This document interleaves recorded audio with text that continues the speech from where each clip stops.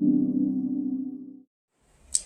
y'all, it's Joe, just Joe, and I'm here with Furry Friend Friday. If you like Furry Friend Friday or you like this type of video, please comment, like, and subscribe.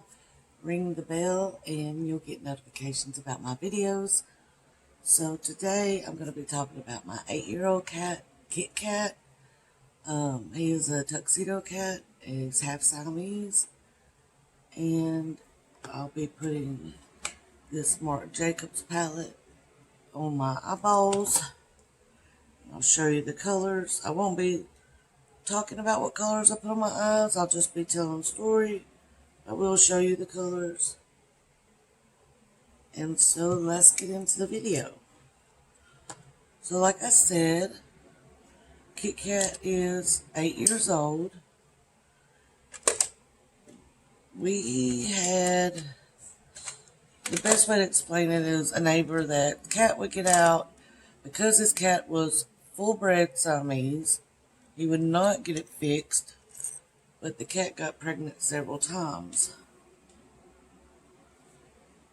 I'm just going to tap out these creases. Well, so I got him to agree to, he actually took the mama cat away from the kittens. Unfortunately, most of them passed away, but I was able to grab one, and Hope lived for 3 days. She had a wonderful 3 days of life, and then she passed. But her brother, KitKat, was still very, I guess what would say, high energy. He was still running around, so I knew that hopefully he was still healthy enough for me to save.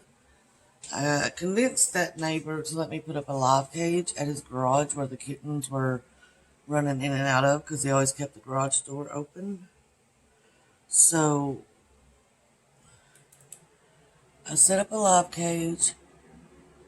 One of my neighbors that was very kind and a good friend of mine would watch out her window because she had a better view of the cage than I did. And of course, I went outside, oh my gosh, 200 times that day. But I finally got a call from the nice neighbor, and she said she saw something in the cage. So I was disabled at this point, but I ran over there. I hadn't run in years because of my disability. Grabbed up the cage, which was way too heavy for me to be carrying, and ran with that kitten home. At first, KitKat was like a crocodile in a cage.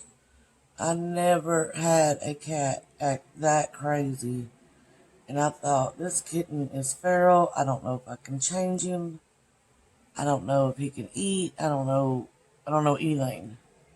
So since it was fall, our garage was at a good temperature, so I just left him in the live cage. I put a blanket in there, which was very interesting since he thought my hand was the devil. Came back with lots of scratches.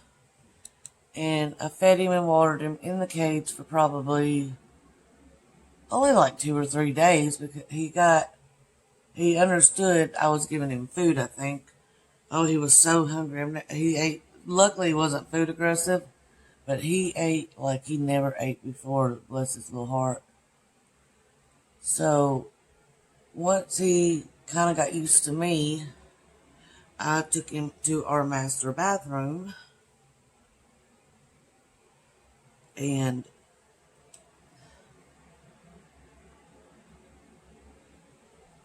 set him up in there with a bed and a litter box and food. And he was having some struggles with the food, so the vet said that I could give him some milk and see how he took it. The milk that's made for kittens, not house milk. But he did end up letting me do a dropper with him. So between the wet food that he did get down and the milk every 2 hours that I got down him, that lasted only about a week, maybe even less than that. And then he started eating the wet food. Unfortunately, during this time, he was sleeping in the litter box. We couldn't get him to understand that the master bathroom was all for him. He stayed in the litter box. He slept in the litter box. He pooped in the litter box. I had to give him a bath every day for like 2 weeks. And then he started venturing out a little bit once we put some rugs down. I don't know if the texture of the tile floor freaked him out or what was going on. But so we got him healthy enough to get to the vet again. The first appointment with the vet was just a quick checkup. The vet said he wouldn't survive. Our vet, well, I love our vet. Like, our vet said, if anybody can bring him back, you can, because he had been through this with so many cats with me. But it was clear that KitKat was pretty messed up. Well, so I get him healthy enough, and I think he's going to survive. And I'm just going to do a halo eye today. I know I did one last time, but this video is mostly about the story. So I told the vet he's been doing some strange things. He's not quite understanding the whole litter box thing. He understands that to go potty there, but he wasn't understanding not to sleep in the litter box, to sleep in his little bed that I got him in. So we went through a whole bunch of strange things with KitKat. Like, my husband would go in every day. We wanted him to get used to both of us. But he would act okay around me, but act like he never saw my husband before. Which was odd because my husband was going in there every day. So finally we took him back to the vet. It was time to get him fixed, get shots. And told the vet. So the vet did some testing and discovered that, or his theory, because we didn't do MRIs and all this stuff, it was just, all that stuff was way too costly when KitKat was very happy with me, and I'd already decided we was going to keep him because I knew something was wrong and I didn't think anybody else would work with him. But because KitKat was so malnutritioned, his brain wasn't functioning properly. So we went on with him. We've had him 8 years now. He is half Siamese because his mom was full bred. He's a tuxedo cat though, so he looks Siamese with the tuxedo coloring, which is quite interesting.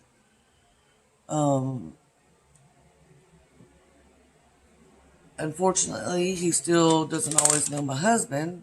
But he doesn't. I don't think he actually gets scared anymore. He just runs upstairs like, "Who are you? I don't understand what's going on." But he does recognize me. He sleeps with me most nights.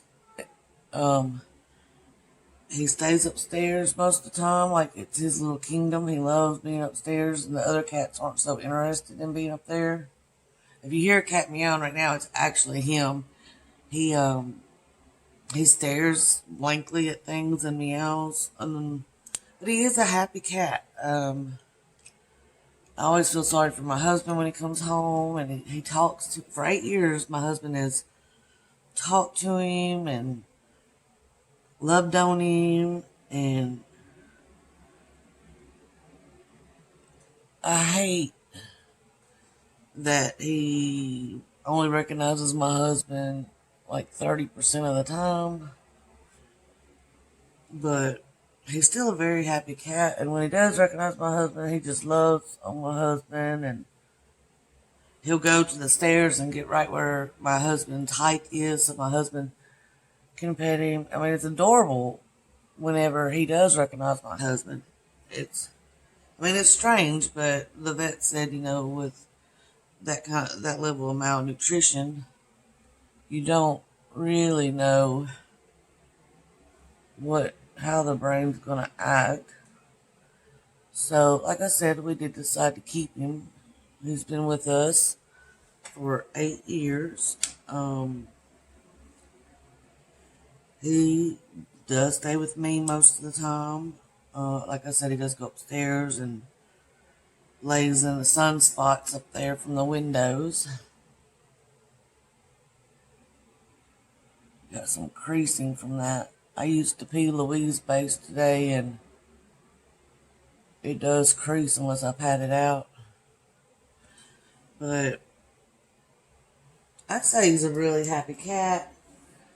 My cat, Sonny, who is no longer with us, he passed away at the age of 18 in 2015, I believe. He was the one that I think actually taught KitKat how to utilize the litter box in the correct way, because after KitKat got adjusted to me, I slowly introduced him to the other. At the time, we had 7 cats inside. So KitKat was the 7th. So 6 cats. So Sonny, who normally was kind of he really only hung out with Annabelle, one of the cats, but he really took to KitKat, and I mean, KitKat would follow him to the litter box and wait for him, and so I really think KitKat learned most cat-type things from our sweet little Sonny. If not, I don't know how he learned them, because he did not know what was going on with being a cat, except for outside. Come on, KitKat, it's okay, baby. Sometimes when he meows, I worry that he's scared or something, because he has a different meow whenever, like, there's a storm and stuff. But then he'll come down and be happy as a lark. It's quite interesting living with a cat with mental disabilities.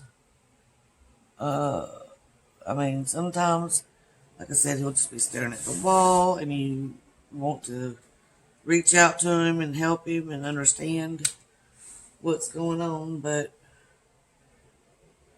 like I said, besides some of the weird random acts, like not recognizing my husband, he doesn't want to be around anybody most of the time. But I had a friend that absolutely hates cats, and he loved her to death, which was very strange. He got in her lap, and I'm the only person that gets in the lap. So I don't know exactly why he took to her so much. I mean, I was quite excited he took to somebody, but it was strange to take to somebody who hates cats. But he's my baby, and I dearly love him. And even after the vet knew he was going to survive, he did tell us he didn't know for how long he would. Because when the brain is, I guess, what you call injured, it's hard to know anything, really. But, so, like I said, he's been with us 8 years, so he's going strong. He started purring 6 to 7 months after we caught him. And I think that was just because he didn't purr because of the stress of not quite understanding everything. Which I wouldn't purr either if everything looked scary. But he does get wet food at 4 o'clock every day because he still doesn't quite understand hard food. Which I know sounds kind of strange, but he'll go to it and smell it, but I don't want to give him all wet food. I do like to give my cat some hard food to kind of help get the tartar off their teeth. But he will eat the hard food eventually every day. If he didn't, I mean, obviously I would feed him wet food twice a day. Don't tell him, because he'll stop even attempting the hard food. But he eats like 4 pieces at a time and then just looks at me like, I don't understand. But like I said, I do supplement his diet with hard food just in case. I want to make sure he gets enough calories every day. That started about 3 years ago. I started having to give him wet food because he stopped understanding. Or maybe he's playing me, who knows. You know, cats are very intelligent, and they will play you really quick if it benefits them.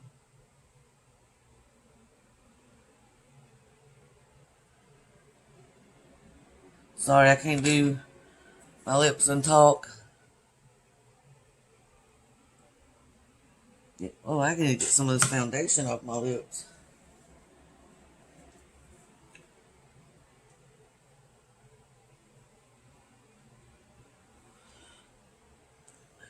And of course, even though he doesn't recognize my husband all the time, my husband adores him.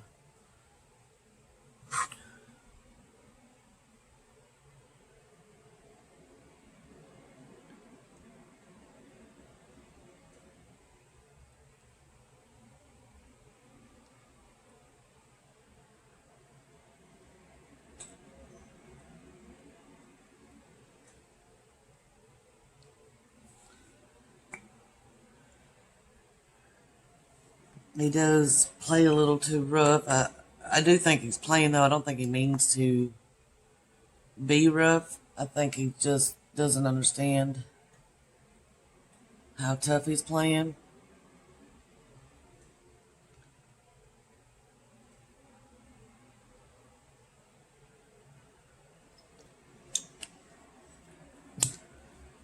He meows a lot, which luckily doesn't disturb my husband.